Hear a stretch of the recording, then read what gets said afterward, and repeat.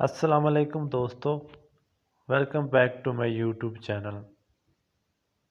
ان 25 چیزوں کی وجہ سے گھر میں غربت آتی ہے اور ان چیزوں پر غور نہیں کرتے اور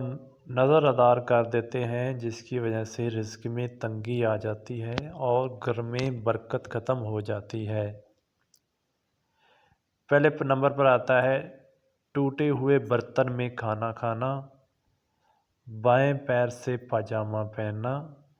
مکڑے کے جالوں کو گھر سے صاف نہ کرنا، گھر میں کچرا رکھنا، بسم اللہ پڑھے بغیر کھانا کھانا،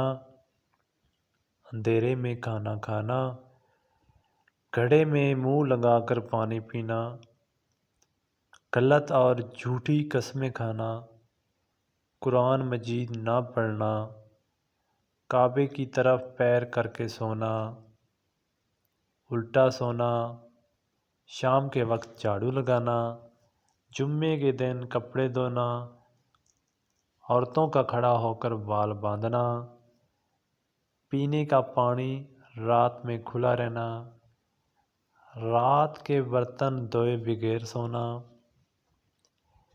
برے خیالات سوچنا،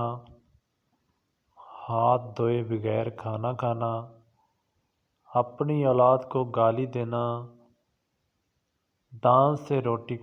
کاٹ کر کھانا، پھٹے ہوئے کپڑے جسم پر سلانا،